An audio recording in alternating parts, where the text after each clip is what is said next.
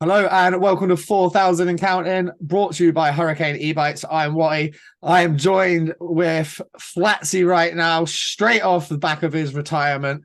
He's had one hell of a career. He's played NIHL 2, NIHL 1, EPL, NIHL National, Elite League.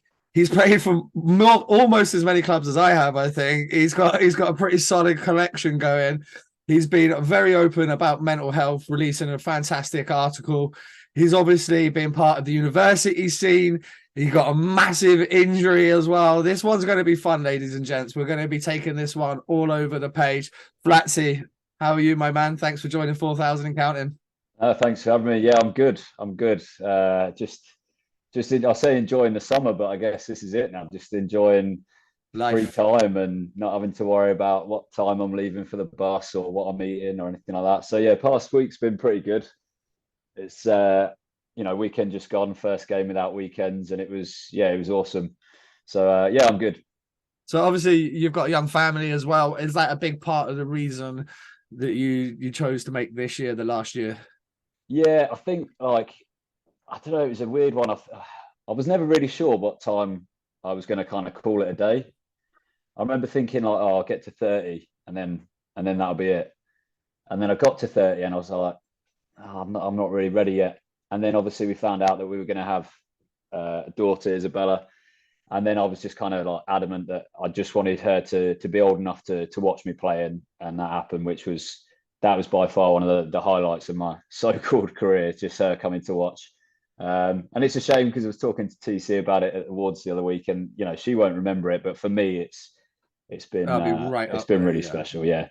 So so yeah, I guess just with work and I've kind of ticked everything that I wanted to tick on my list of things. I think I played for enough clubs. You did. Um, so yeah, I just thought it's the right time for me. I get to kind of go out on my own terms. It was a bit of a weird one really, because part of me wanted to kind of stay with Telford and stay in that league. I wasn't as keen in going back to the NIHL Division One, but I just felt it was the right time. So yeah, a bit more time with the family and hopefully less injuries. Well, you retired at the same time as TC, and was that just so that he doesn't hit you in the face with any more fucking pucks or what? Like, if it had to be anyone, it was going to be TC that Do you know what? drills you in the This was yeah, it like a this Shane sounds Moore pass? Oh. yeah, this sounds mad, but I'm almost glad it was him. Right? The reason is because I had a lot of time for the Thunder. I really enjoyed my time there, but the team we had that year, it was worse than the team they had this year, and they struggled this year. Even when me and TC were there, we struggled, and we had a couple of guys that were different in terms of their abilities compared to what the likes of me and TC and Whitey are used to. And I just thought if it had been one of the kids, or someone who perhaps that's the highest level they've played at, I think I would have been more angry if they'd have hit me in the face, because it would have, for them, it would have been just like a panic pass trying to like get rid of it. Hand grenade right off the Yeah. chin. So it sounds a bit weird, but I'm almost, I was a little bit not happy, obviously, but I was less angry because it was TC, because I knew what he was trying to do and it was an accident. But he loves me talking about it. Obviously, going to Telford together, it was just every week. I was like, oh yeah, I broke my jaw actually. I need to tell you the story about it, and just winding him up about it. I don't think I ever see him without mentioning it. But I mean, fair enough. I've got 3 metal plates in my jaw now because of him. Is So that what it is? yeah, so it hit me One right sec, on the Flats, one hinge. sec. I don't know. Let me just timestamp this real quick. Um, I'm getting like a scratchy sound off your audio. like a like a buzzing. I don't know if it's when you move your hands in front, because like the headphones are different, the wireless ones. Sometimes when you move around, it gets it. I don't know if it's that or it's the audio. Because see, right now it's not doing it. Like when you were doing it, it wasn't. Is No, that making it any different? talk while you're doing it. So if I do this, does that change? No, maybe it's when you're like your arm that's nearest to the laptop. I don't. I'll try and sit still. Oh, mate, it's a fucking nightmare. Trust me. Right, let me do that. So, what were we just talking about? Because I'll cut this. Talking about TC and what happened. What you was about to start So something I said it had 3 plates, and I was just going to talk you through kind of what happened. Okay, 5, 4, 3, 2, 1. Yeah. So was that what happened? It was ended up being plates, did it? Yeah. So it hit me right on the hinge of my jaw, and just the impact of it, it ended up breaking the entire jaw in 2 different places. I thought at first I'd kind of got away with it because I got back. So I got hit, skated off, got back to the bench, and the first thing I did was obviously check all my teeth. Yeah, and especially the ones at the back as well, because I knew it was on that side, and everything was kind of there. A couple of them were a bit loose, a bit wobbly, but I thought, right, they're still there. I've got away with that. And then I actually went and played another shift. Of course you did. And I just thought, be all right. Be all right. I think me and Tees were saying, we're almost like the last of a dying breed. Yeah. In terms of just like, if you almost try and hide the fact that you're injured. It's kind of how we grew up. Sorry, dogs are moaning. That's all right. But, yeah, so I went out and played another shift, and obviously I put my gum shield in. And when I was kind of biting down, it was like a really sharp pain down the middle. Oh, in the front of your, like on your actual chin, as opposed to. And I thought that's weird because I got hit on the side. I don't know why it hurts there. So then we ended up like -1 on that shift as well. Got scored against. hitting the shots -1. Yeah, so came off, and then I was like, I'll put a cage on. We didn't have one, and it was actually Morsey. Shane Moore was the Oxford coach, and I said to him, I was like, look, have you guys got a cage that I could borrow? And he's like, I'll have a look for you. And he came back to us and said, I'm really sorry for that, we haven't got one. And I was like, all right. And then the swelling started coming up a lot, and Lauren, who's the GM at Thunder, who's often at all the games, she was not happy. She was like, you cannot carry on. And I was like, all right. So I kind of called it, and then I was getting undressed. It's probably a good call, mate. Yeah, like hindsight now, it was probably a good job that I didn't carry on, and also I didn't wear a cage, because if I'd been hit again, that would have been agonising. So I was getting unchanged, and the swelling just started coming up. It was like I looked like Quagmire, like just huge. And then I was like, should I get it checked out? Should I not? Because like going to hospital, wait till the morning. You're there until whatever time, and I'd work the next day, and I was like, someone gave me a lift back to Coventry where my car was, and then I was like, right, I should probably go and get it checked out just in case, because if there is anything wrong, I'm going to go to work tomorrow or the next day, it's going to be excruciating. So went to Coventry, sat there for God knows how long. Finally got seen by the triage nurse, and even she was like, I think I think it's just bruised and all this. I'm like, all right, well, can I just take the X-ray and I can go home? Do you know what I mean? And she was like, yeah. So sent through for an X-ray, and then waited for another 4 hours or whatever it was, and then get called in, and it was the maxillofacial, maxfax.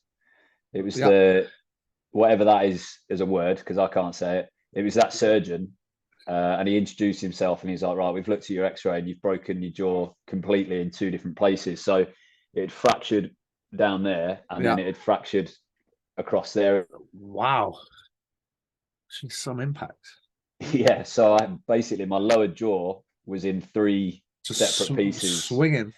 Yeah, and there's me wondering why I couldn't bite my teeth properly. So my alignment was all off. So they just said, look, we've got 2 options. We can operate, we can fix it, or we can leave it. And I guess they have to offer you that, because not everyone wants to go under the knife. And I just thought, nah, just fix it. So I stayed overnight, went in surgery quite early the next day. It's really surreal. I'd seen surgery when I was at school. I did my work experience with a surgeon, and I actually was lucky enough to go into theatre, and I saw the whole thing. And then you've got the pre-op room, and they get anaesthetised, and then they get wheeled into the theatre.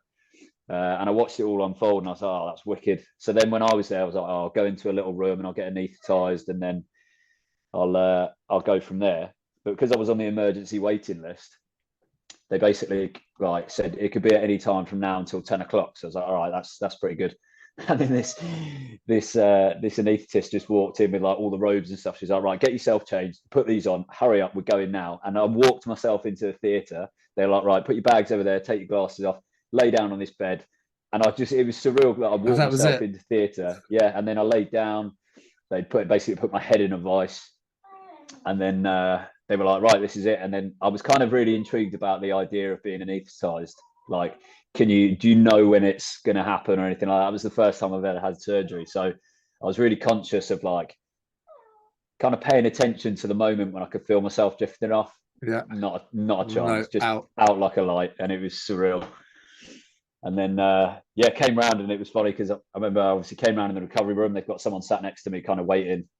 And I woke up in a mad panic. I literally woke up. I was like, "Fuck, I'm late for work." Like, sat bolt upright, and he was like, "No, Yeah. no, no, you're in hospital. You just had surgery." I was like, "Oh yeah, I remember." Sound fast asleep again, and it could have been for like 3 minutes, could have been for 3 hours or 3 No days. idea. Yeah. Woke up again, sat bolt upright. Fuck, I'm late for work, and he's like, "No, we've been through this, mate. Just like calm Chill down." out. So yeah, 3 metal plates. I've got one there, and then I've got two in the bottom part there.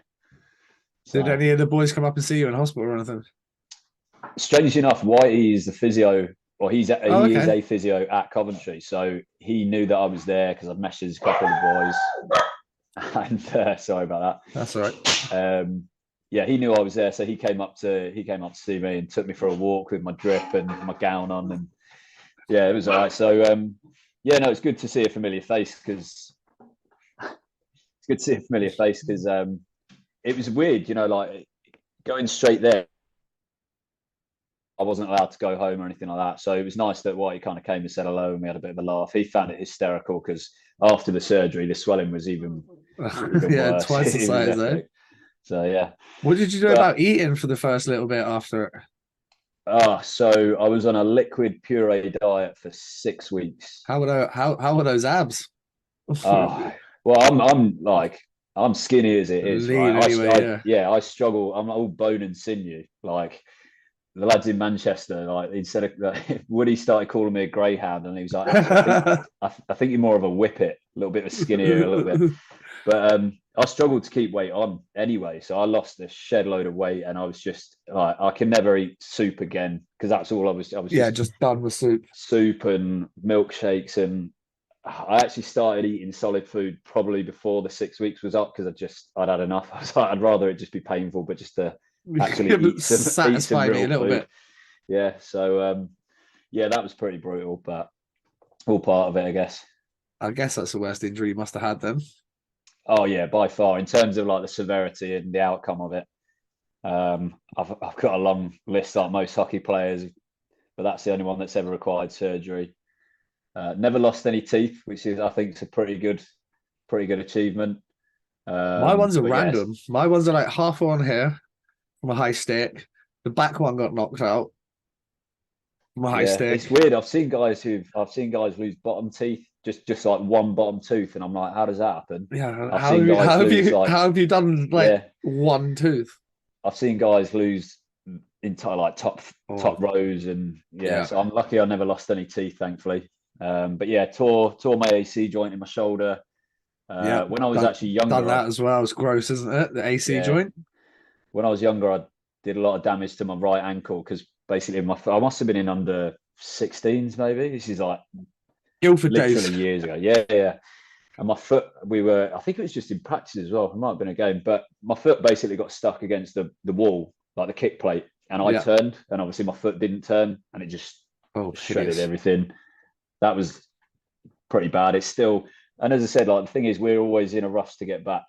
Like I wanted to skate, and when I did my AC joint, and even when I've had concussions, I always come back too early, and then you wonder why you like feel like you've been hit by a truck every Monday morning. Every time, right? So so I've got a fair few fractured, couple of bones in my foot. I think I've done a rib or two, but it's all part of it, isn't it? You get used to it. Go further, go faster, get fitter with Hurricane e-bikes. The only UK company to offer a lifetime warranty covering battery, LCD screen, motor and all components. No servicing costs, no need to buy, no interest costs, no long-term agreement, no maintenance costs, no worries, lifetime warranty. How it works: you select your bike, you add accessories, you confirm details, and it's on its way. And don't forget to tell them you were sent by 4,000 and counting. So go to www.hurricane.bike and you can find more information there. Don't forget, it's Hurricane with an E. check them out right now. What about the the recovery process, i.e., insurances and treatment and stuff like that? Any word from the EIHA? And if so, how did you go about it? How drawn out was the process? So I can talk about this now because I've got no affiliation with anyone, with any team. I was not impressed with the EIHA's insurance policy at all. In hindsight, I played with guys who've got their own personal insurance. I remember playing with Mark Thomas at Manchester, and I think for every night you spend in hospital, you get X amount of money and stuff like that. I knew I wasn't going to get that much, obviously, but I was still kind of hopeful. So I was in hospital for 2 nights, kind of 3 days, 2 nights. I took 2 weeks off of work, which is probably not, I probably should have taken longer, but and then did all the insurance stuff, and they were like, right, well, you get £100 for every week of work that you unable to attend. So I was like, all right, £200, that's nothing to complain about. And then they're like, yeah, but you have to pay the excess, which is £100. What? So I don't know, I just wasn't very impressed. You know what I mean? Like, I get that they're in charge, or they oversee hundreds of players, but at the same time, they oversee hundreds of players who are playing a sport that is brutal. It's Dangerous. it's going to happen. Look what happened to Dowie early on this year. Yeah. Like, I was at the game, mate. It was something. It was a nothing, big fat nothing burger, broken back. And a lot, I'm fortunate in a way that I'm not self-employed, but I know guys who are, and I know that when they've been injured, they've been really screwed. So yeah, I got £100 for 2 nights in hospital, 3 days, 2 weeks off work, and full blown surgery. 3 plates in your jaw. And I didn't want to raise it at the time, but I just think that's a bit of a joke, isn't it? Like, how much money do they get from all the registration fees, from Absolutely insurance that we pay as well? Like, even at Thunder, the guys at Thunder have to pay their own insurance. Okay. To the EIHA, along with their registration. I just think, where's all that going? Well, not like I was expecting it, do you know what I mean? But like, where's all that money going? Look how much money they must have made from Coventry weekend just gone. Yeah. And you just kind of question. I question, like, where does it go? Well, especially when most of these people are meant to be volunteers. Yeah. And I think there's 5 employed members of staff in the EIHA. Yeah. Okay, let's give them a better than average salary. Let's say they're all on an average of 40 grand. Right, that's 200 grand. Right, your registrations that you're collecting, everything else that you're collecting, there is vast amounts of money in the EIHA bank accounts, and we are none the wiser on what the fuck it gets spent on, who it gets spent on, and it funnily never sounds like it comes back to the players. I'm yet to hear it come back to any of the players. Yeah, it's weird. Like, I mean, for me, it's a lot of it's like speculation. I don't really know. I've never looked at the books or anything like that. I just, from a player's perspective, I just think I see a lot of money going in and not that much money coming out. You look at things, as I said, like Coventry. I don't know for certain, but I've got a pretty good idea that the IHA will probably take a sum of money from that weekend, or Planet Ice definitely will. But then you look at all the teams, and teams are either getting free ice time or they're paying for ice time. And could some of the money from the EIHA be used to supplement some of the ice time costs? Everyone talks about juniors not being on the ice enough and stuff like that. Well, it's because it costs a lot of money for all the different clubs. As far as I'm aware, there's no kind of support from the EIHA to help the clubs kind of fund that ice time, or even at a reduced cost. I'm not saying they've got to pay for everything, but no, absolutely not. You want to improve the sport in this country, you need to fix it from the ground up. And if that comes in the form of supplementing and helping the lower clubs, helping the grassroots clubs. You look at Thunder, there's guys paying to play, and then they wonder why there's no MK juniors coming through the system to play for the Lightning, because they get to the Thunder, they've got to pay, and they either sack it off or they go somewhere else where they don't. Or they move. I don't know. I've never been a fan of the whole system, but there's lots of things that they could be doing right. that they don't. And the start of that would be listening to people that fucking know the game. Yeah. There's a distinct lack of player presence within the EIHA from top to bottom. Yeah, where it's the same are all as- the ex-guys and the girls? Where are they all?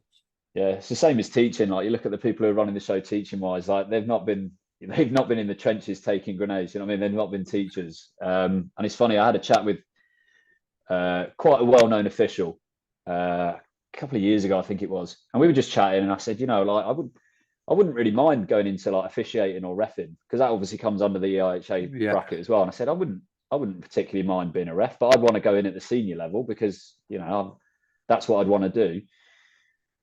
And I know that they're trying to get players involved. Yeah, Who's they it are. down in who did we have down in Slough that caught me by surprise?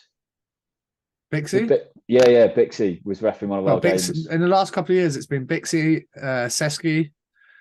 There's been a couple of boys from like our generation of EPL that have gone on to be good officials. Yeah, that's what you need to get into the game in terms of, a minor improvement. And the person I was talking to was like, no, you'd have to start with juniors. You'd have to work your way up. And I'm like, that then I don't want to do it. So I mean, and maybe that's just me, but I'm thinking you've got a player who's willing to be an official at the senior level. I know the game near enough inside and out, and yet I'd have to start under 18s or whatever, 12s. And I just think, I don't know. I mean, NIHL too. I think you could probably step into an NIHL too. Right, you're going to make mistakes, but you're going to make mistakes whether it's under fucking 12s or if it's under 20s or if it's men's. Like, you're going to make mistakes because you're a new official. You're going to make mistakes. I think I view it more from like a player's perspective. Like, I've got along with some officials and I've not got along with some officials. Like, and for me, it's always been a case of like, does that official take the time to explain what's happened, or will they listen to you if you've got a question? Like, I've had my odd like 10-minute misconduct for losing my rag and stuff, but we all have, a lot of the time, I'll actually be quite genuine. I'll be like, right, can you explain this to me, or can you explain why that wasn't a penalty or whatever it is? And some refs will be like, yeah, this is why.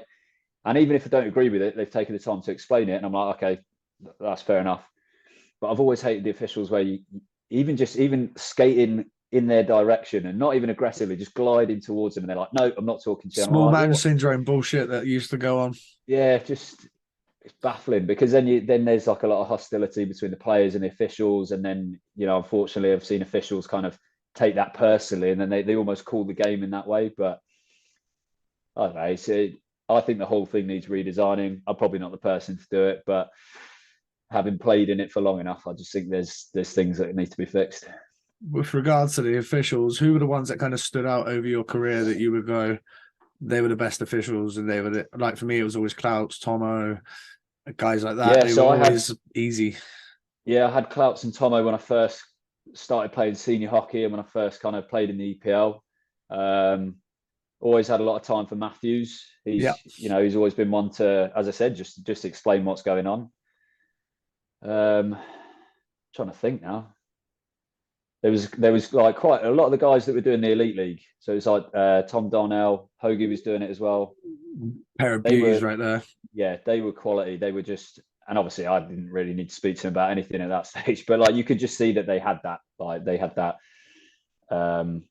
extra little kind of presence, or what's the word I'm looking for? Thought process, where they'd be like, right, I'm going to explain this to the players, and they were pretty good. So all communication, man. It's funny, the whole game, whether you be a ref, a goalie, a forward, a D-man, a coach, whatever it is, if you can't communicate, you're probably going to be pretty shit. If you can communicate, it's half the battle, because especially as a referee, when we're out there, I love like, boys, good battle in the corner, go on, puck's free, let's fucking go, battle. There's a hit, make the fucking hit. I love a ref like that. Like, as opposed to being like, okay, I'm just not going to say anything, and then I'm going to give this guy 2 for slash that wasn't 2 for a slash on the last shift. I'm going to give this guy 2 for trip that's not been a trip for 35 games. I'm going to give these 2 5+ game for fighting, even though those 2 fought last shift, it was 2+2. You're like, what the fuck is going on? Where do I stand? Whereas with like Clouts and Hoagie and Stevie and that, they'll tell you where you stand, which makes your life easy. Yeah, and I think the biggest thing, when I talk about getting annoyed with officials or even like the whole EIHA, I think it's just inconsistency, as you said. Like the one game you'll have a ref that's sound and you know where you stand, and even if, as I said, even if you don't agree with what's happened or the call, they've taken the time to explain it, and and sometimes I've had it once or twice where you'd be talking to a ref and they say, look, yeah, that's on me, my bad. Yeah, shit happens, and, right? and I can't really say that they'll try and give you a call back, but it's a possibility. And then there's other refs that you try and speak to, they don't want anything to do with it, it gets hostile, and then they just turn the game. And I've always laughed at not laughed at my coaches, but coaches I've played for, when you're on the bench and the coach wants to speak to the ref and the ref just refuses to speak to him. It's like, well, now you've got a coach who's rattled, and just I don't know, just that adds unnecessary, stress to the game and confusion as well. Well, there's been plenty of that over the years. Let's dive into your career a little bit. So obviously you did start at you made your start at Guildford in the juniors. You then kind of bounced around a little bit for the Hornets, and then a bit for the Greyhounds, and then what I can take it is you went to university in Nottingham, and that's when you moved there. Is that kind of, am I in the right ballpark? Yeah. So I said before we started recording, you're gonna challenge me, see if I can remember all the teams I've played. Oh wait, God, let me get your elite prospects up here then, because God, right? Can you remember your teams and how you went and where you went? So the teams are fine. It's the order, and there's been a lot. So yeah, did all the juniors at Guildford. Yeah. Then I went to Bracknell Hornets. Yeah. That's 2008, 2009 right there. So starting from there, let's go. And then in that same season, I moved to Haringey. Yeah. And then the next year, I started at Haringey, and then I moved to Nottingham. So that was literally, I started at Haringey because uni didn't start until October. So I literally helped them out. Oh, okay, that makes sense. Nottingham Lions. Yeah, so Nottingham Lions. And then I was at the Lions for 4 years. You were, yep. And I think one of those years, I guested for Telford. Probably the last one I guested for Telford. Yeah, that was 2012, 2013. Go on. Yeah, I don't know if this isn't bad. So then Telford EPL. Yep. Then the first year of 3 teams. So Coventry, so Blaze, NIHL2 and Manchester. Yeah, how did that, let's talk about that. I mean, we're going to roll back into some of the other career. But to go from how was you playing for the Blaze 2, and then chucking in a couple of appearances for Manchester all in the space of a season? Yeah, so that was a weird one. A lot of the stuff that's happened in my career is just a case of being quite fortunate or almost being in the right place at the right time. Yeah. So I was at Telford the year before in the EPL. That was the year that they got bought by Red Media, whoever it was, that guy. Yeah, who came in and killed the EPL. But yeah, so they got bought by them. So I was all right, probably not going back there because they were bringing in everybody. They bought in everyone. And I'd actually agreed to go to, I think it was MK Thunder on a 2-way with the Lightning, and then James Pease, who we actually played with at Telford, he came in and helped us out for a couple of games at Telford. He's obviously closely associated with Coventry, so he phoned me and he was just like, what are your plans for next year? And I was like, oh, I've spoken to MK. I'm probably going to go play for the Thunder and hopefully get a couple of games for the Lightning. And he's like, well, do you want to come and play for our NIHL team? And I was like, well, they're in the 2nd division now. I knew I was going to drop down. I didn't really want to drop down 2 levels. No. So I said to him, especially from that 2014 EPL, because that was fucking legit. That 2013-14 EPL, you don't want to go from that to ENL2. Yeah, that was a mad year. That was my last year in Guildford. Manchester won the league that year because they won it when we were playing against them. I can't remember who won the playoffs that year. I was at Coventry, but I was probably buckled. So we lost we lost in the semi-finals to Manchester. Who was in the other? Did Basingstoke win it? Maybe Basingstoke won it. I think you might be right. I think they won the playoffs. But yeah, so we played with Peasy for a bit. He phoned and said, do you want to play for the Coventry team? I said, well, not really, because it's it's a drop down. Just being honest, it's a drop down 2 leagues. And I've got a 2-way possibility with this, with MK. And he's like, right, well, we'll just put you on a 2-way with the Blaze. And I was like, well, how is that going to work? I'd never planned on playing in the elite league. I've never really it's never something that's crossed my mind. It's like, no, we'll put you on a 2 over the Blaze. You can do pre-season, you can dress for them, etc., etc. And he's like, and we'll hook you up with an EPL team to get you a couple of games. If the possibility is there. So I was like, all right, well that's legit. Like for me, I was just like a proper hockey nerd. I was like so excited. I wasn't that young. I was 24. Yeah. But it's weird because like when I first played in the EPL, I was 23. But even then, I was still like a young guy because like Chinny was still playing, and like there was a lot of older guys like Joe Green who was still there. Like it was just the age of the whole league was still higher, so I was still considered to be a young guy.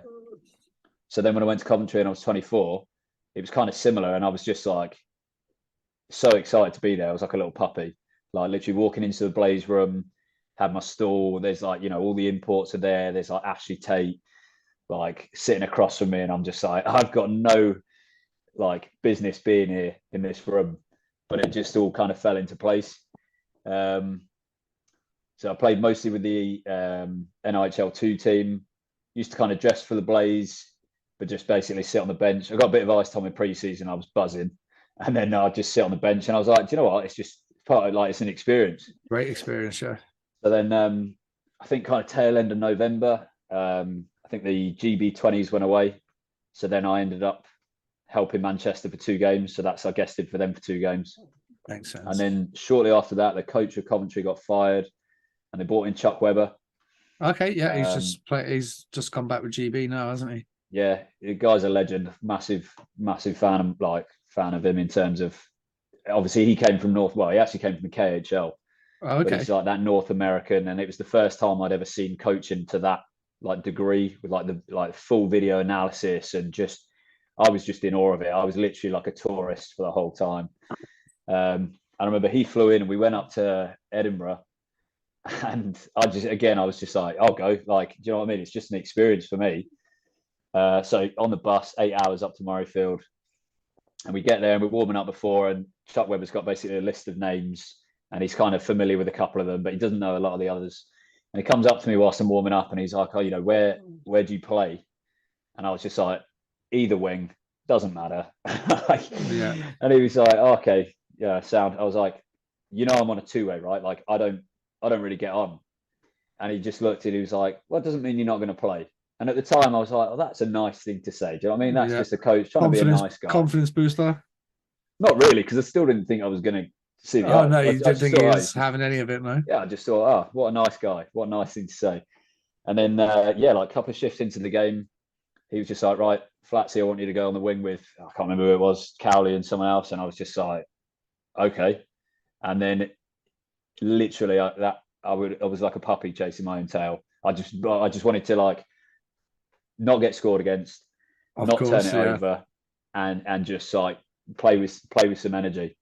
And then got a couple of shifts after that, and then a couple of the imports got injured over the next few games. So I ended up for about 2 months, I think December, January, ended up playing like a regular 3rd line shift, and I kind of settled into it. And I actually found, I've said this to a lot of people, it sounds a bit weird, playing at that level was easier than playing in the EPL and of course it is. Playing in the National League.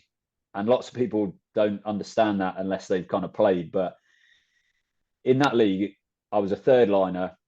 I was on the wing. All I had to do was chip it out, chip it in, try and hit someone, which didn't often end very well, but try and hit someone and get off. And just doing that was like, that was it. I remember coming back to the bench. Yeah, you're playing a role. But the difference in that league is like, you get praised for doing your job. So I'd like chip the puck out, get back to the bench, and there's ex-NHL guys and, Chuck Webber saying, "Good job." And I'm just like, all I've done is literally chip out. It was so surreal, but I absolutely loved it.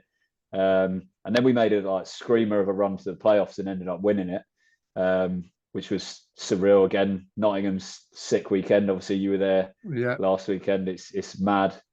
So yeah, ended up playing for those 3. And then if I'm thinking back after that, so then I went to Manchester. Do you think those 2 games that you played for that injury GB cover for Manchester got you that contract the next year? Yeah, so it goes a little bit further back than that. I mean, there's loads of stuff like this that's happened over the years, but I so I knew I wasn't going back to Telford. I actually attended Open Trials at Manchester Right. Okay. with I can't remember, it's someone else there, and I can't remember who it was, but went there, and I actually, Tony phoned me however long after and just said, he was kind of interested in bringing me on. It's just unfortunate at the time. I was just starting my new job in my first year of teaching, so an NQT, newly qualified teacher. And obviously they were up in Manchester training Thursday, Fridays, and I was kind of gutted. I was like, I can't make that. So I'd kind of spoken to him, and I knew he was somewhat interested, and I just said, look, if there's any possibility, whatever happens next year, to help you guys out. So it was kind of pre-arranged, I guess, by the time I got to Coventry. And then obviously ended up there for the, what would that be, 16-17 season? I'm Yeah, losing that's track the of one. years. Yeah, that's the one. So did full year at Manchester. You had a good season as well. Like that's probably your highest point production at that level. 13 apples, 3 goals, and then the Phoenix only actually scored 3 goals in 2 playoff games that year. Michael Satek, Stanislav Gron, and yourself, the 3 lads that chipped in with it. Must have been nice to chip one in the playoffs there. Yeah, I say it was, but I think we were getting dusted by Basingstoke. They crushed the league that year. Oh, they were legit, yeah. And they were also like for us at the Phoenix, they were like our bogey team as well. So not only were they like the best in the league, then we didn't stand a chance. And then obviously we get to playoffs back to back against the Bison, and just I think we were down, I was like 6-2, 7-2, or maybe 6-1. And then I just managed to like bag a dirty rebound. Just a greasy one, yeah. Yeah. None of my goals in my career have been pretty. There's not been many of them. I've been more of in the lower levels, I've been more of a playmaker for sure. And in the higher levels, I've just been like a third liner. Do you know what I mean? Like it's always frustrated me. Yeah, it's always frustrated me when you see, not fans necessarily, but like coaches will have a conversation with you, be like, oh, you haven't put up that many points. It's like, well, that's not why you've. That's not what I'm here for. That's not what I'm here for, yeah. And there's only been like a few coaches over the years that have actually appreciated, okay, he's not going to put up points, but like he's good on the penalty kill, he's good on his face-offs, he's more defensive minded. So that was probably that was a pretty good year. And then the year after, oh my word, started off at Hull, got gassed, went back to Manchester. Manchester folded, went back to Telford, and that year was insane. That year was just 75 fucking teammates that year. Oh, it was unreal. So I started off at Hull, and it all started off really well. They managed. That was like Huey had gone there. We had Salem, Jordan Marr, we had Lee Hayward, Kirky. It was like a really solid squad. With Thamar was our import, or one of our imports. Was my brother there then? Yeah, he was. Yeah, what he was there.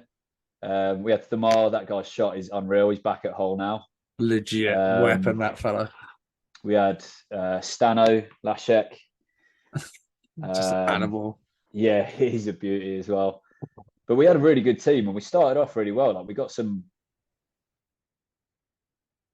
we weren't expecting, and then literally like just got a phone call whilst I was at work, and it was from Osman. He was like, "Oh, have you left for practice yet?" I was like, "No." He was like, "Okay, well, we're going to release you with immediate effect." I was just like, "What?" Like, didn't understand it at all, because the weekend before, I'd played really well. Yeah. I think he even said to me after one of the games, I think we played Peterborough at home on Sunday, beat them like 6-2. I didn't have any, I think maybe probably no points. But as I said, played really well defensively. I was matching up against the top line, all this. And I remember him saying to me after the game, he's like, "Oh, it's great to have you here. You're like a good fit for the team and stuff." And then 4 days later, here's your P45. Yeah, basically. And I was just like, sound. And I think it was just a shock, but I know enough, I know it's happened to guys all the time. Oh yeah, of course. That was the first time it had happened to me. So it was a bit of a kick in the teeth, but ended up going back to, so I was driving to Hull to get my kit, and my phone rang, and it's Tony Hand. So I'm like, okay, here we go. So I answer, and he's giving it his normal like, hi, it's Tony Hand. He always does that. I don't know if you've ever spoken Hi, to him it's on the Tony. phone. Yeah, Yeah, always. Yeah. always. Hi, it's Tony Hand. It's like, oh, I know, I know it's you. Like, do you know what I mean? So yeah, he phones me and he's like, oh, what's going on? And I'm like, you know what's going on. There's only one reason that you're phoning, like, because good thing Osman did for me in that was let a couple of teams know that I'd been released to try and help me out. Besides that, I didn't have a lot of respect for the guy because he was just Shane Smith's puppet, as far as I was concerned. Right. Okay. And I'm not a massive fan of Shane Smith either, personally. But so yeah, Tony phones and he's like, what are you doing? Blah blah blah. We agreed on everything, and he's like, right, I'll see you at practice tomorrow. So this is Friday. I'm driving from where I live, which is just outside Leicester, up to Blackpool, is where they were playing that year. Oh, of course, yeah. I don't know if did you ever venture up there? Mate, not when they were in the league, but like when I was a kid, we've been in the ice rink, yeah. Oh my god, it was tiny. Do you know what? It was weird. The ice was really good. It was really hard, solid ice, almost like European ice. But it was probably about the size of my kitchen here. Like, yeah, it was like, bordering on being like a safety hazard. Do you know what I mean? Like, tiny little venue. Yeah, because there was no escape from the puck. Was like, he was like playing pinball. How Phoney played in that rink, I've got no idea. Or any of the attendees, just like, no idea where the puck's gone or where it's coming from. But yeah, I went back there and we knew that things weren't going well with like the finances of the Phoenix, and it sounds bad, but we loved every minute of it. Like we still joke about it now. Like when I speak to Boother, Gino, James Neal, Greg Pick was there with us as well. Yeah, you had Picker there. What a fucking beauty that kid is. Oh my god, one of the funniest teammates I've ever had. Yeah, 100%. And especially right towards the end when it was going downhill, it was just a comedy show. Like, so we initially like folded, but not officially. So we all thought we were done. Everyone was phoning other teams and stuff.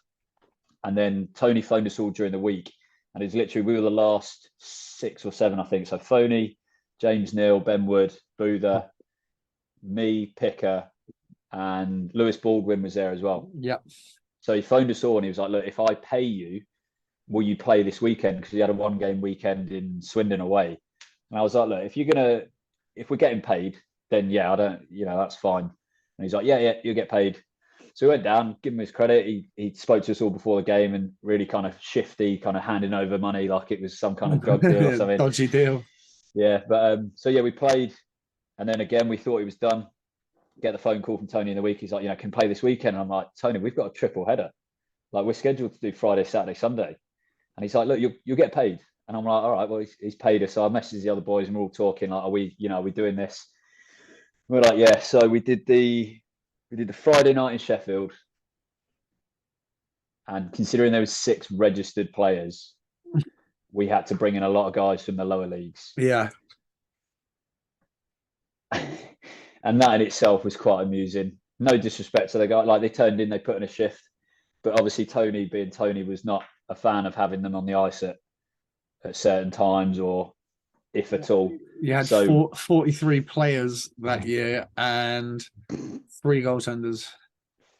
Yeah, so we're in Sheffield Friday night, and the 6 of us, or the 7, however many actual registered players we had, we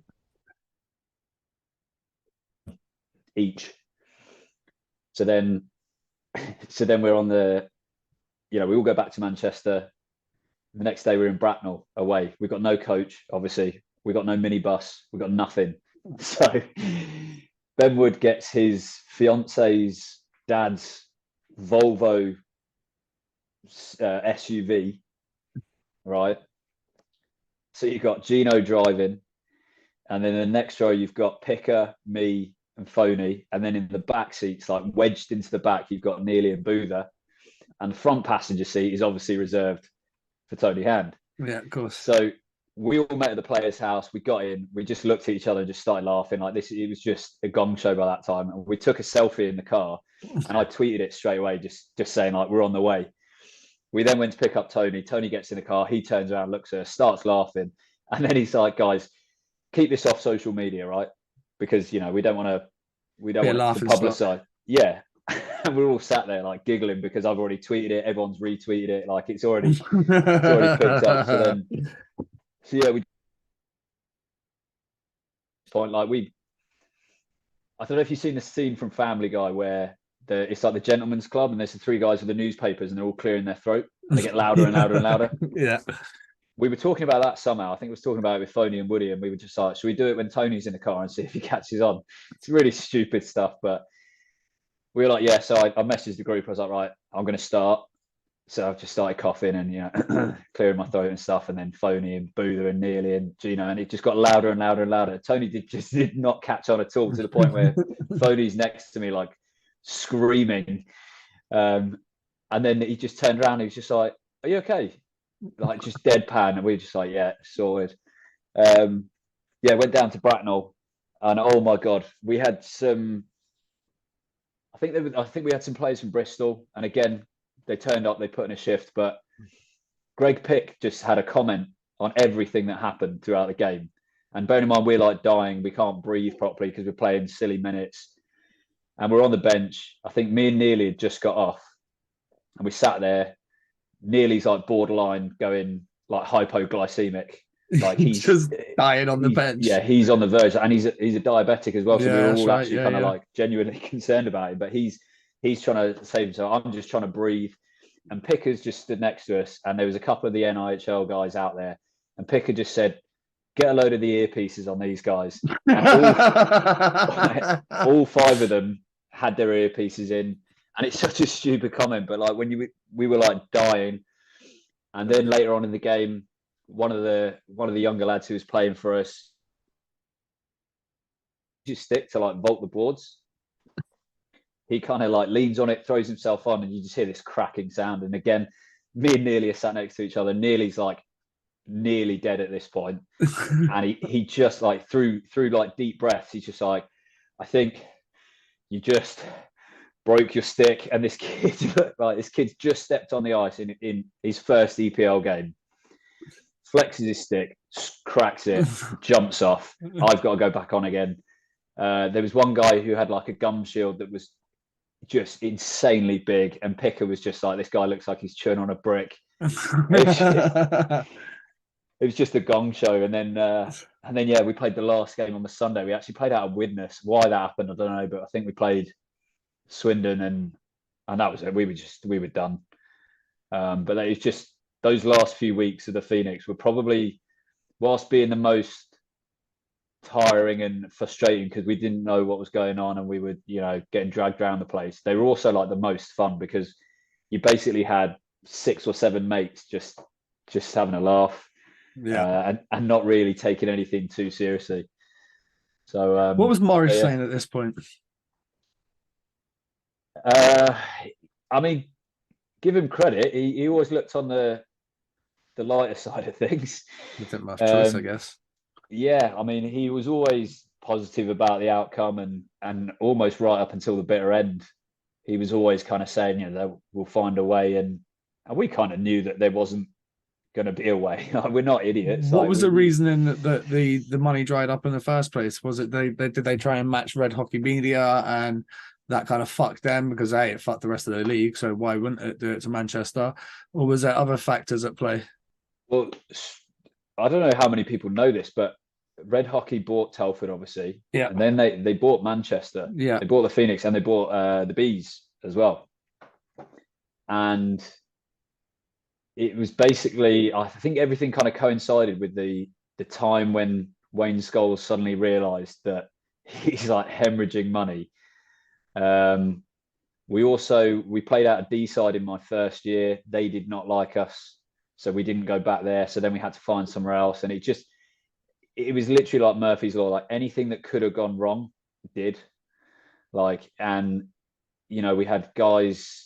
Everyone was always paid as far as I was concerned. But I know that I think Kovar perhaps was not getting paid properly. Oh, okay. I think Boother might have been owed a little bit of money. I don't know that for certain, but for a lot of us, we were kind of like ignorance is bliss. But then the longer it went on, the more we kind of just thought this isn't going. We're losing fans because fans, the Phoenix fans are absolutely best fans ever. I mean, no disrespect to any other fans, but the Phoenix fans, legendary. But you can only ask so much of fans. Like they drove to D-side for a year, then some of them are driving up to Blackpool, and it's like you're losing gate money, and we just kind of figured that it was not going in the right direction. Not sustainable at all, right? No, that's it. And as I said, like, Morris was just, he was upbeat and he was positive and he was convinced that we were going to have this, that, and the other. And by the end, I think we were just like, yeah, all right, mate, like just whatever. And then I remember he spoke to us in the actual last ever game, and was just kind of a little bit apologetic, got a little bit upset, and that's fair enough. But I just kind of thought, like, what did you think was going to happen? Do you know what I mean? Like, everyone else could see this coming, but yeah. So and then you went then back to Telford, and you were obviously you're only there for 11 games plus 8 in the playoffs. So you kind of last couple of months there. That's the year Telford won the league as well, right? Yeah, so I got there, and I think it went right there up to, I don't know, I think it played probably about 7 games, and they won the league. Ironically enough, I ended up scoring the game-winning goal in that game that secured the league. Oh, so did you really? That's my little claim to fame. It's probably Not my only goal that year. It was your only goal that year, yeah. You had 1+3 in 11 games, and then you had a goal in the playoffs this as is well. The thing, like, for a guy who doesn't get many points, Elite Prospects has done me dirty. They've wiped. Well, no, maybe it wasn't. Maybe it was the fixtures live. But when the Phoenix folded, they wiped everything. So all the points I got for the Phoenix, which, let's be honest, was probably not that many anyway. No, you had not. No, it says it on Elite Prospects here. I've got them on here. Look, let's have a look. That year, I think 28 games, 5+. Wait there, where am I? Yeah, 28 games, 5+4, 9 points. You had 2 points for Hull, and then 4 points for Telford. So a 15-point season in a very disjointed season where you spent time in Hull, Manchester, and Telford isn't too bad for a third liner, mate, including a game winner that seals a league title. We'll take that.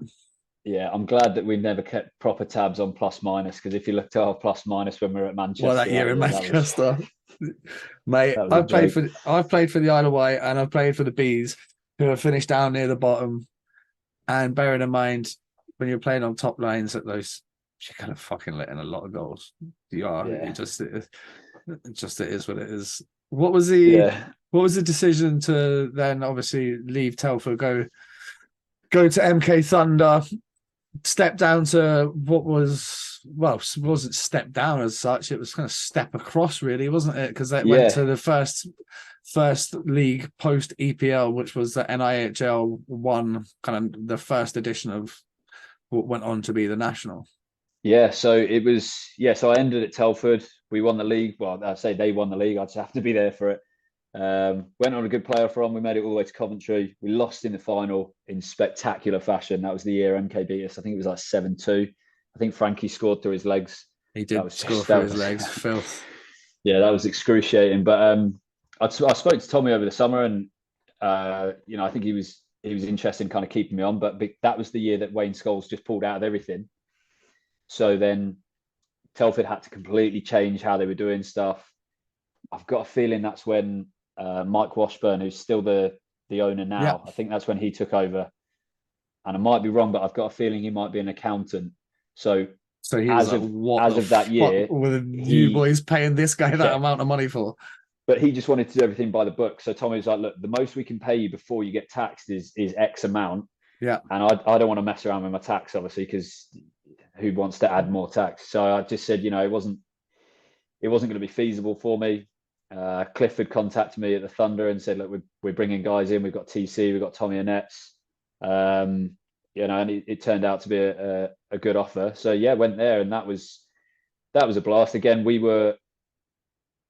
didn't have any imports that year at Thunder, and it was basically phenomenal beauties, mate, on that roster. Oh, in terms of like teammates, that team rivals a lot of the teams that I played on. So TC Bowers, who is just like, the funniest teammate, for sure. We had Liney, we had G was there. Roops. Roops. Tom Maboya, and then his absolute weapon. That's just not fair. Howden, it's not fair. Howden as well. He's a good lad. He had some really good lads on that team. Yeah, we had Rio, we had Ryan Handsides. Yeah, I don't know he's if I good. said that right. We always just called him Handy, but he's an absolute beauty as well. Yeah, he is. But that Lou Christie as well. And it was just, yeah, we were probably one of, I can't remember if Invicta were in the league that year, I think. Victor We Streatham, Basingstoke, Swindon, Peterborough. Yeah, I think we were basically one of 3 teams that were basically competing with EPL teams. Yeah. And it was just like, all right. And we managed to pull out some interesting results. I remember we beat Peterborough in a shootout in their own barn, which was just like, it was like us winning the cup. But yeah, that year it was just fun. I mean, like we probably weren't expecting to do much, but we had a good time. Stayed there for the next year in the same league, and then then it all kind of it takes off again. So yes, 2 years at Thunder. Then the Lightning came back to the National League. Cliff was the coach, or going to be the coach of the Lightning. Yeah, and he I don't know. Like I'm kind of like, I'm fine with him now, but he basically kind of like strung me along for most of that summer. right. Okay. To the point where at the end, when he did turn around, he was like, "Actually, no, it's not going to work." I was like, "Okay, there's no spots." Late for me now to try and find another job. Yeah. Yeah, and I actually thought I wasn't going to be playing that year, and then I got a call from Doug Shepherd. Yeah, went down to Bracknell, and that was just not a good fit. It was, a massive drive. I was only training once a week. Again, started off well, similar to Hull, and then just kind of deteriorated. It got to the point where it didn't matter what I did, I'd end up minus. Even if I didn't touch the park, no turnovers, anything, it was just like it could not have gone more against me in terms of like my luck. So I just, I kind of actually came to an agreement with Doug and just said like he wasn't particularly happy, I wasn't happy, and we just said, why don't we just? How did you find your relationship with Doug and like his management skills and people skills and stuff like that? I personally, I think he's a bit of a weird one. I've only played for him for a very short period of time, but he just seemed like he's really smart in terms of coaching. But I think some of his mannerisms were difficult to judge. Bit of a snap show from what I experienced. There was quite a funny time where he came into the Bracknell boys had a ping pong, like table tennis table in the middle of the room, right? And it was just like every practice, every game, there was like a queue to get onto the table tennis table. Doug came in between the period, picked up Jacko's stick, was just losing it with us. I think he was losing it because he was like, "Oh, too many guys like trying to stick." I can't remember what he was saying, but he was demonstrating with a stick, and he obviously just got really worked up. And then I think he went to break the stick over the table tennis table, but instead he just put a huge crack in the table, through the middle of the table. Yeah, yeah. And then it was like there was like that split second where he's like, right, well, I've already broken it now, so I might as well go for it. And then he just teed off on this table tennis table. And there's guys like Smithy's an absolute beauty. Josh Smith, he's sitting like opposite from me, and he's like hiding his, like he's doing got the shoulders going. Yeah, you can see like I think Birdie was there, and you can see him kind of looking away, like everyone's shoulders going. It's one of those, like, when you're like a kid at school and you're getting told off and you just you shouldn't laugh, but it's funny. He was just teeing off on this table tennis table, and we were just sat there like really quietly giggling. So it was a bit surreal, really. I didn't really play for him for that long to make any kind of real comments, but I'd say he was different to other coaches that I've had. Yeah, he's a different cat, that's for sure. I think that's the general consensus when we talk about Shep. You got to play with some good guys along the way, though. There was some interesting, excuse me, some interesting boys on that team, but there's also some interesting boys on that Peterborough roster where you ended up next. Obviously, they've gone on right now to win the cup in Glenn Billen, Cal Buglas, a bit younger than obviously 3-4 years ago, much more experienced. How did you rate their talent? Yeah, really, really high. I mean, I played against Boogie when he was at Swindon. Yeah. In the EPL, played against Glennie when he was at the Lightning. So I knew of them, and I knew that they were, playing against them even when we were at the Thunder. Their game just seemed to really like take a step forward, like the both of them. So by the time I got to Peterborough, you know, Boogie's playing however many minutes on the back end, and he probably won't mind me saying this, he's so gangly and lanky, and Oh, you he know, is, yeah. there's not that much of him, but he's really smart and he's really good with his stick, and Great stick. he's really composed as well. And then Glennie, so much time for Glennie. He's absolute legend, such a nice, down to earth guy. I think he could, you know, cut it in the elite league as a Mate, third, fourth liner. Like, he's one of the names when people ask me who should go, and when we have these conversations on this show, he's one of the names near the top of the list because he has it up here. yeah, and he's not, you know, you see guys go to the elite league and they perhaps don't get the ice time that they want, or they're not on the power play, and maybe a bit of ego. But I don't think Glennie's like that at all. I think he'd slot right in and he'd just get on with it. And he's just a workhorse. Like, he's really skilled, really smart defensively. I can't say enough about him. He's quality. You played for Slava. How did you find playing for Slava there? I really like playing for Slava, actually. I've rated him as a coach. Again, coaches, you talk to guys who played for them. Some guys love them, some guys don't. You know, but I really like Slava. I like the way he approached the game. He's very meticulous with his preparation and his analysis of the game. At the same time, he was very down to earth and very forward and honest with guys, which was something I've always appreciated. You know, like, I've always preferred coaches that just kind of tell you straight. You know, even if we're talking like in the summer, like Tommy Watkins as well, always honest, always kind of straight shooting. If they've got other plans to move in a different direction, in other words, if they don't want to sign you, then they'll be like, you know, thanks very much, but we're going to go in this direction. And that's fine with me. And me and TC have talked about this. If a coach just turns around and says, look, we're going in a different direction, if they say it early doors, that's fine. Like, I'm not expecting anything. And that gives me time to, you know, sort something else out.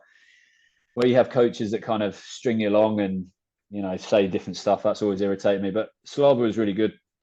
He was quite quiet a lot of the time, and then occasionally you could just see him lose it, and it was quite funny. But yeah, really nice guy. And even afterwards, like, you know, I stay in touch with him kind of briefly. Just, you know, he'll text me occasionally, and it's just like a decent person. Do you know what I mean? That took you on to back-to-back years at MK Thunder.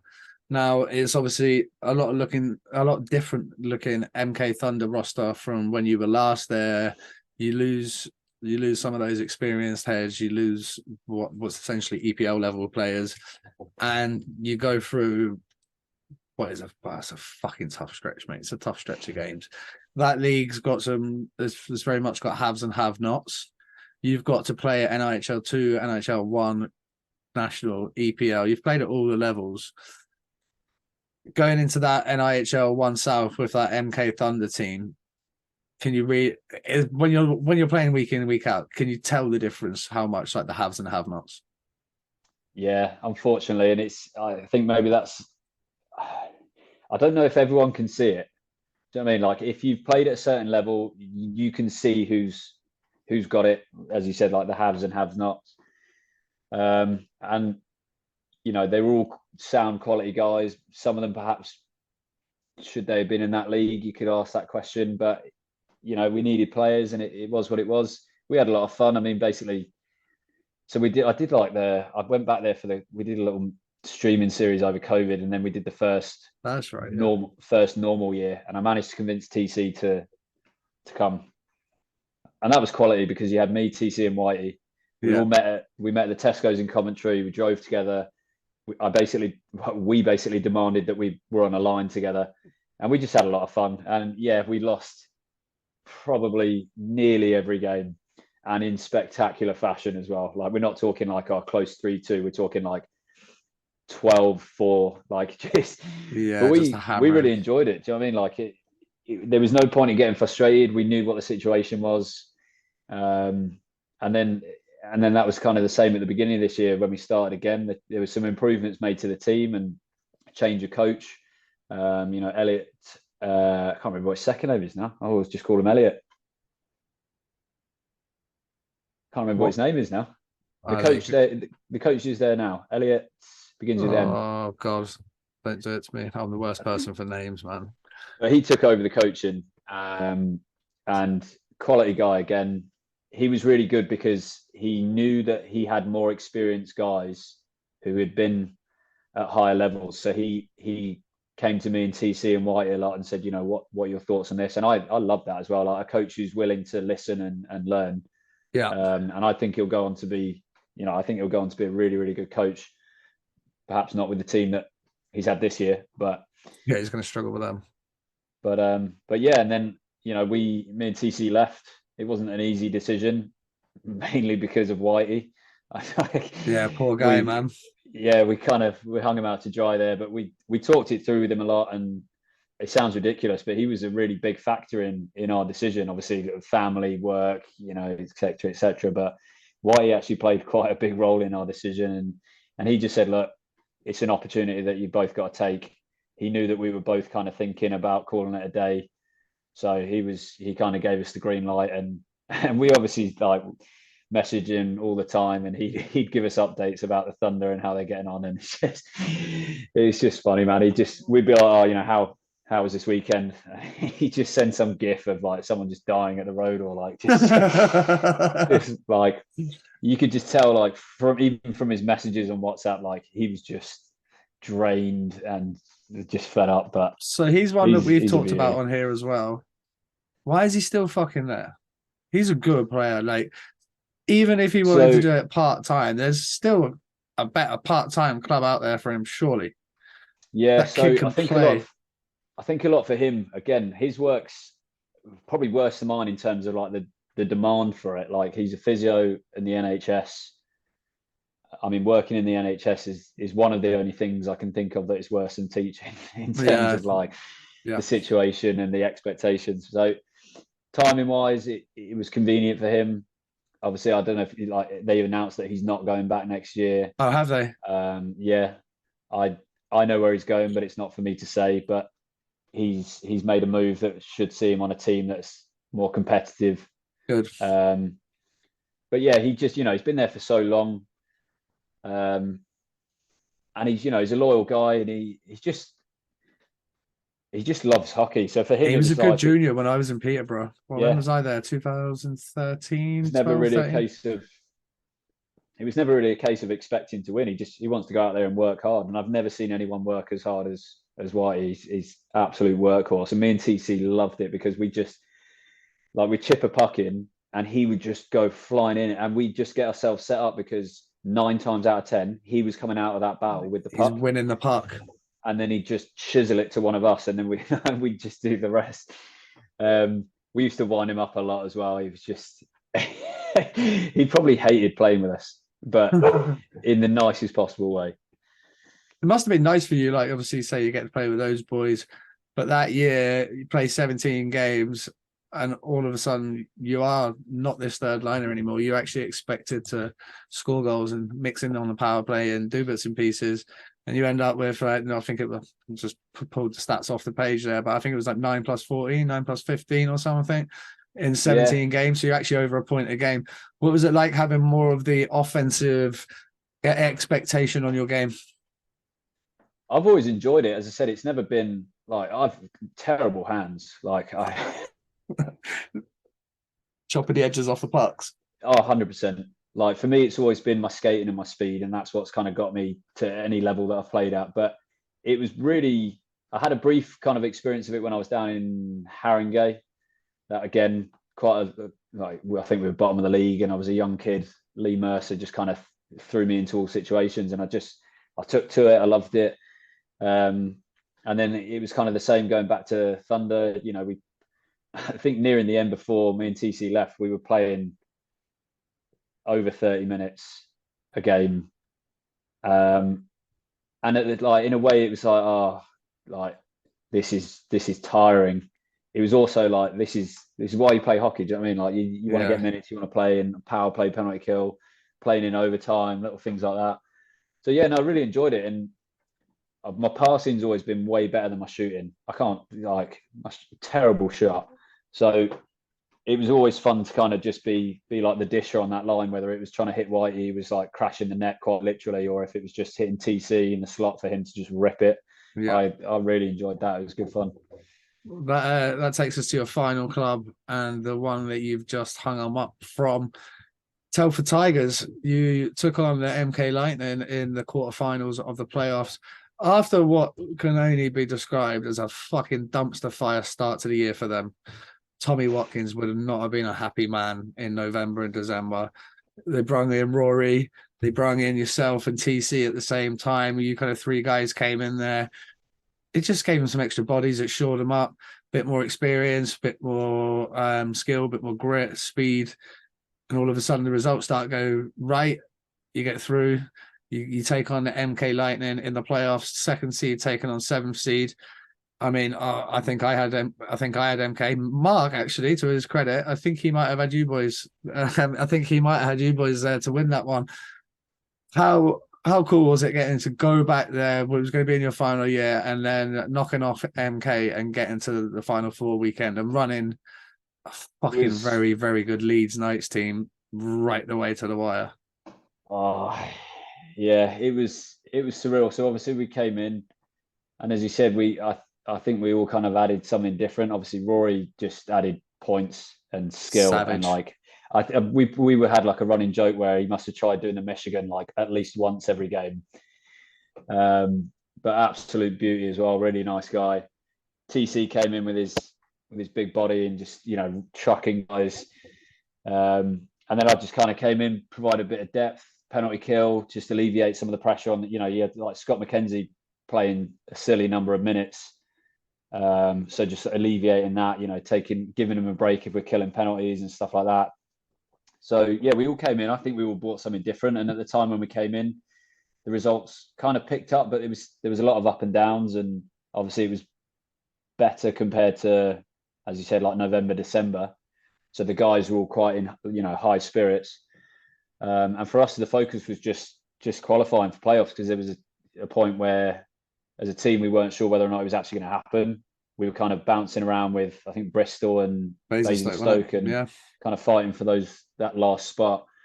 And we just seemed to kind of, you know, it all clicked at the right time. And I think because of that, like going into that first quarterfinals weekend against MK, I think it was just like mentality. Like we didn't have anything to lose. We weren't expected to win. We just hit some good form. Everyone kind of knew their roles, and there was a really good feeling in the room. Like you'll know it being a player when you're in the room and you can just feel that everything seems to be going in the right direction. Clicking at the right time, right? Yeah. And we played that first game in MK on the Saturday and came out with a 3-2 win. Mm-hmm. And like, ask any of us before the game, and we would have been happy with like a draw. We would have been happy maybe only being like one goal down. 1 or 2 back away in MK is not a bad result, right? But yeah, came out of there with a win. And then Sunday we were just buzzing. We were just like, this is like, not this is it, but we were just like, we've got a really good chance here. We took quite a big lead as well. And then they basically brought it back to within 1 on aggregate. And that last, I think it was like, I can't remember when they scored. It felt like an eternity, but like the last few minutes of that game on the Sunday were just horrendous. Like no one was talking, like no one wanted to say anything. Everyone's anxious, eh? Yeah, it was horrible. But I think, I think we were the better team across the weekend in terms of like all round. MK were a stacked team, really skilled. I think maybe they had a bit of the superstar syndrome. Yeah, perhaps. Potentially. I don't know. I'm not in that room, so I can't say. But we were a bunch of guys that, you know, knew what we were and did our jobs. And I don't know what was going on inside their locker room. That was good enough to take them through, though. Take you boys through. Yeah. So we were buzzing, going to Coventry. You know, going to the dance. We were a bit gutted that we were, you know, our reward for beating the second seed team was to then play the first seed team. But yeah, you know, I get that the seedings are there for a reason. Leeds Leeds have worked hard to win the right to the easiest path, I guess. But yeah, and then Coventry the weekend. Man, it was gut wrenching. Like it was up and it was a roller coaster. Like I think they went 3-1 up at one point, and I'm sure I wasn't the only one in the building thinking, "Oh, this is it. This could be 8 or 9 here," because they put.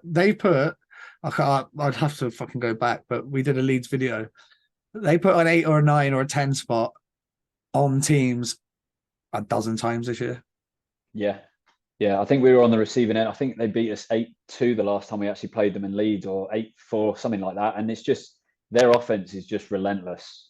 Like their top 2 lines, it's just a joke. And they came down to Bainstoke one week and they had Matt Howlett and Nat Matowski on the third line. I was like, what the fuck is going on? What's going on? They've both got 5 points in this game already. It's like 2 minutes into the second period. It's mad. It's like relentless. Like, so their top line's out there and you deal with that and you're like, okay, second line. And then the second line's like on par with the first. You're like, right. And it's just like relentless pressure. And they are a good team. I think for them, losing Sammy was massive. Massive, yeah. But then they managed to get the job done. And that's the other thing. Like you worry about all these forward weapons. You're like, right, let's get some shots on goal, boy. And then they got Gozzi and goal. It's just like, yeah, legit. That's it. And so I'd always kind of thought going into that Saturday, I was like, for us, their defense was their one area that we could try and exploit, purely because their decor was young and a little bit inexperienced, like sick hockey players. But yeah, that was their only weakness, because their offense was relentless. Gozzi's, solid. So that we just kind of, that was a bit of our kind of game plan, really, just to make them play defense. And we went up in that game, I think by 1 or 2, and then they brought it back, and then they buried that one. Kind of, I think it was about 10 minutes left in the third to make it 7-6, and then that was all she wrote. But that was gut wrenching because, again, we weren't expected to do anything. We weren't expected to beat Leeds. I don't think anyone would have backed us against Leeds. And to come that close to beating them, that was painful. But it is what it is. It's a hell of a way to go out, though. Like, arguably for you boys, yourself and TC, going out on a game like that is you're playing against what is in this draft, not draft. What's the right word? Era. This era of this league. There's been no Leeds nights. This is the team of that since this league's been a thing in the current format that it's in. Leeds Knights are the best team that's been produced. It's not even close. I mean, like Steel Dogs had a good year last year, winning 2 trophies, but they didn't have like the output that Leeds had week in, week out. Yeah, and they were just the stacked team, like quality all around. And what I think worked for Leeds is it seemed like all the players on their roster bought into the system. Mm-hmm. There wasn't any. Aldi wouldn't have you sticking around if you didn't. Yeah, it didn't seem like they had any kind of superstar syndrome or anything like that. Like we had Kieran here, mate. He said the same. Yeah, he was like, they're just lads. They get up and go and graft for each other, and much the same as what you talked about. You had that relationship with like Alex and Tom, right? We just got to bat for each other here, boys. Let's go. And Leeds had that in spades. Yeah, and then add to that their skill, and they were just forced to be reckoned with. But yeah, it was. I don't know. It was a nice way to go out in a way, I suppose, making it to the final 4. I was in bits at the end. I thought, I'll be all right, and then the final buzzer went, and I was just like, that's when it kind of hit me. So I was a bit emotional at the end of the game, but as I said, at least we gave them a run for their money. Like it was. I think a lot of fans kind of were a bit surprised and were almost a bit kind of, what's the word? They were almost, I think we got a lot of respect from, like, as a team, everyone. I think we got a lot of respect for just taking them that far. And I didn't even keep tabs on what happened on the Sunday, but I think we gave them a better run than London did. Yeah, they ended up beating London by 1 goal, but they rolled out to like a 3-goal lead after 3 minutes, I think it was. Yeah, They just got they had that all year, that ability to score 1, 2, 3, and you're like, shit, wait there, this game's out of reach, and it's been 5 minutes. They did that to teams, but the finals weekend itself, it looks like it was a good success. How was it getting to play in front of all those fans again at Coventry? yeah, it was good. It was quality. It's such a good weekend. It's basically like a massive party. You know, I've been there as a player who's played. I've been there as a player who's not playing. Yeah, I've got myself in some right states. yep. I think I might have rescued you from your car once. Do you remember that? Yeah, I do. Yeah, I do remember that. I do. You did. I think that was the first year of the national. I was there with TC Bowers. I think JMO was there, Kazi. I think I remember talking to your wife. Yeah, she was telling this story the other day. Actually, she goes, "I thought you disappeared." She looked really like she just looked like she wasn't in a good way. And I was like, "Oh, is everything okay?" She's like, "But no one knows where Nicky is." And I was like, "What?" She's like, "No one can find him." And I was like, well, "Where do you think he might have gone?" She's like, "I don't know. He might have gone to like back to, I don't know if you're in a hotel, which is like a hotel, or you might have gone to have a nap in the car." I was like, "Well, I'll go and check your car if you want." Like, yeah, definitely was sleeping in the car. Yeah, never met her before. And it's just this random guy, like, "I'll go and check your car." I was like, "What floor are you on?" So she tells me, and I'm walking up, and I get up to your car, and you're just there, like fully reclined, just out for the count. And I remember just knocking on the window. And when you came round, you were just like, "Oh, what is going on?" I was like, "Dude, like, yeah, everyone's looking for you, man. We need to go back." Yeah.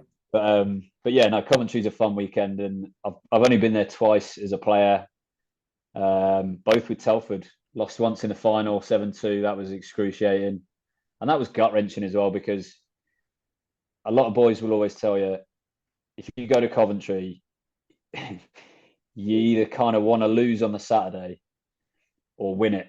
Yeah. And they're the two options. Because if you lose on the Saturday, yeah, it hurts, it's painful, you know, it's gut wrenching, but you get to enjoy the Saturday. And you're not watching the other team get the trophy.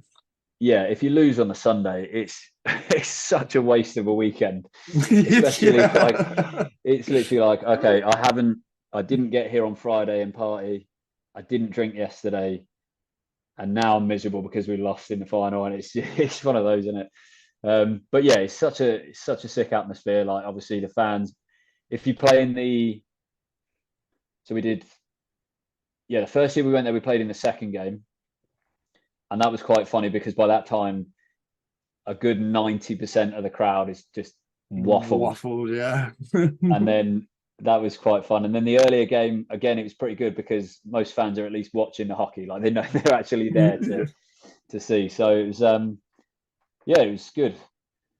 Actually, no, we were second game both times. So yeah, both times. Sorry, we've been there. I was just thinking we played the first one last weekend or whenever it was, but we were the second game. So yeah, both times have been there. Most of the fans have just been absolutely toasted, and it's just funny because it's just like you see the beach ball like flying around the place and just fans going ballistic. It's a good weekend, man. It's a great atmosphere. Right, I've kept you for ages. I want to finish with some cheesy ones. So I'll go with best player you've ever played with. Stephen Gertson. Played with him at the Blaze. Great shout, yeah. Absolute beauty, absolute legend. I had to run with him when we went to Belfast, and we walked into the room. This is like massive king size bed, and then literally like what can only be described as like a military medical cot bed by the windows. And we walked in. I just looked at him. I was like, yeah. I just went over. Yeah, I already know. Like, there's no way. But yeah, he was just unreal, rapid, absolute quadzilla as well. Oh, he's got the big old legs on him, has he? Yeah, ridiculous. And when he like sneaky tough as well. I remember like I think he only had one fight when I was there, but when he did, I was like, oh, that's why no one's. Yeah, that's why no one's queuing up, really. Yeah, but when he started wheeling, that was it. He would just fly, unreal. Who is the toughest guy you've ever played with or against? I mean, against it's probably going to be someone again from that year in Cov, but I'd say with Seski, Craig Sescon. I think your brother played with him in Glasgow. Yeah. Yeah. Again, absolute beauty, really down to earth guy, and just fascinating. I found it fascinating. Like he was probably, so I think like I'm 5'9", he was probably 5'10", 5'11". It's exactly the same height as me. I've met him before. Yeah, a little bit taller, and he just didn't like that. Didn't matter. And that year, it felt like we played Cardiff every week because we were in the same conference. They had a massive team that year. They had Dougie Clarkson, Trevor Hendricks. And I think by the end of the year, Seski had basically fought their entire bench. It's good. Yeah, this guy this week, this guy next week. It was unreal. He was, him or maybe Mike Egner, the fighter, but he just eat pucks and just never batter an eyelid. What about the biggest beauty you've ever played with? That's a really tough one. I'll let you roll out a couple. Purely because of my club history. I mean, we've mentioned quite a few of them. TC, really close friend of mine now, but just absolute beauty.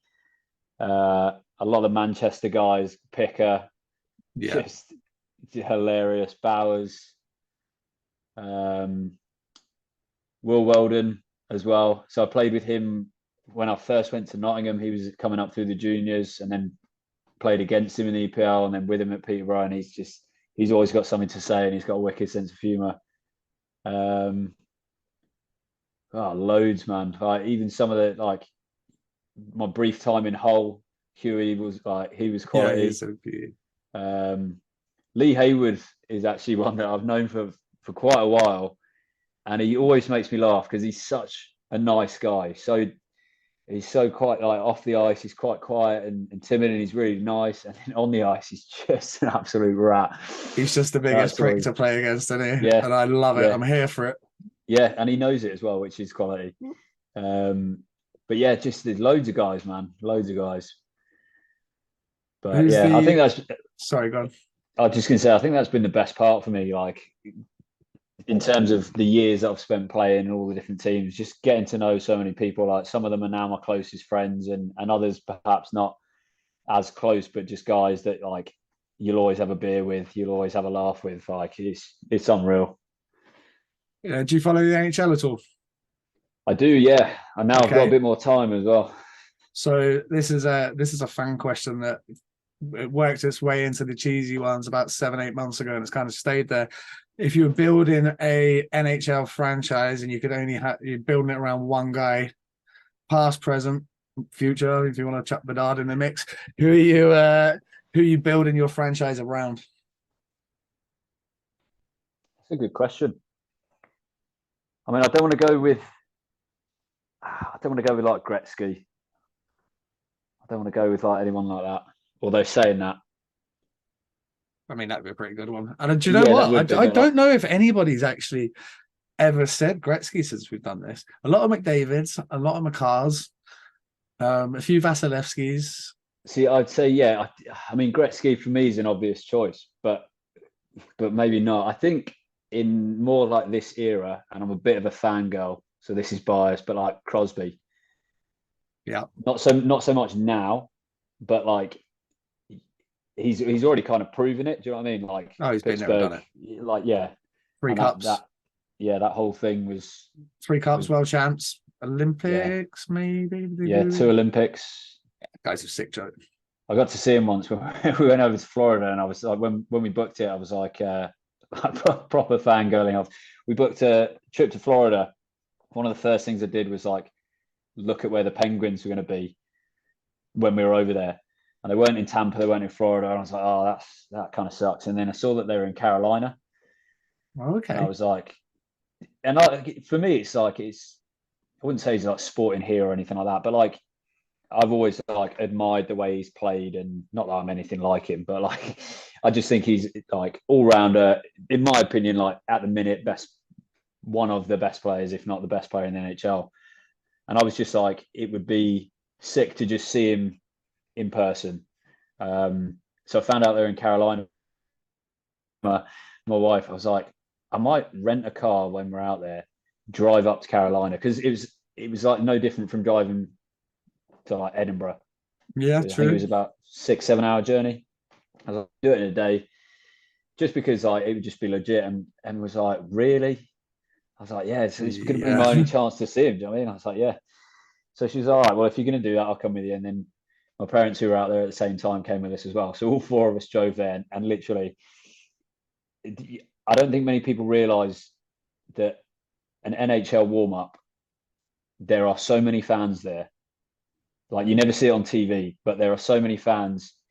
And I was literally like that guy at the glass at the Penguins end next to the door. They came on and off, and there's all these like little kids around me, like getting really like excited. And I'm like there as how old was I at the time? Like 26, 27. The most excited. Yeah. Oh, it was legit. But like, for me, that's like, I got to see my favorite player play.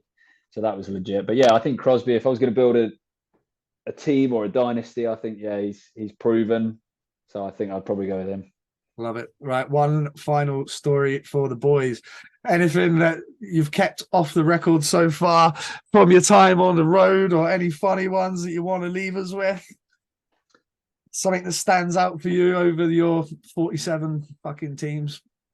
I mean, there's countless Tony Hand stories from a lot of guys.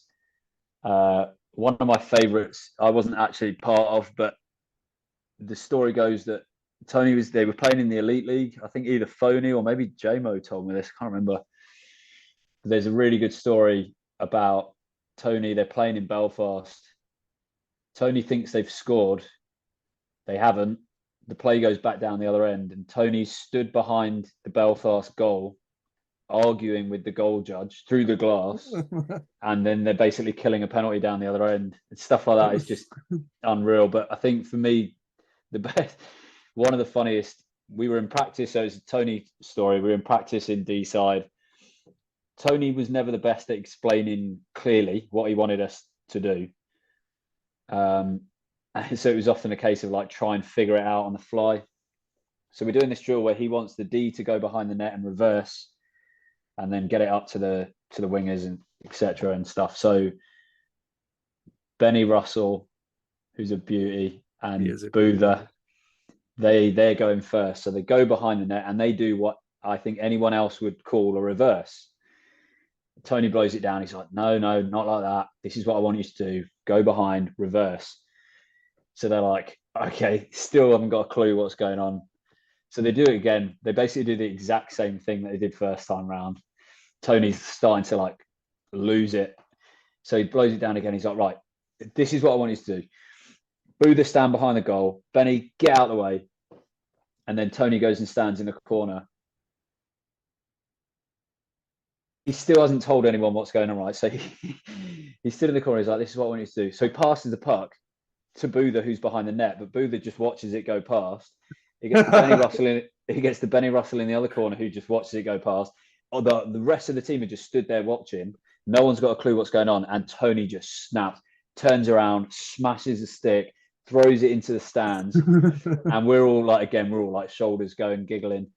And about 5 seconds later, Tony stormed off to get the boards to draw it out again, and we're all stood there. And about 5 seconds later, Benny Russell's just like, hold on a minute, that's my stick. Tony had been using Benny's stick and then just lost it, smashed it, thrown it over into the boards. But it was just one of those, it was kind of like you had to be there moment, but it's the way he just got so angry so quickly, and it was because he didn't explain it. And then when he passed it to Boother, and Boother literally just watched the puck go past, Tony just lost it. It was unreal. What a good story to wrap it up with. Everyone loves the Tony Hand story. Did you see he's just been announced at Whitley Bay? I did, yeah. I actually I saw that. I screenshotted it and I sent it to the old Phoenix group, which is still going. It's me and the last of the lads that were there, and it gets fired up every now and again. But yeah, I've seen it at Whitley.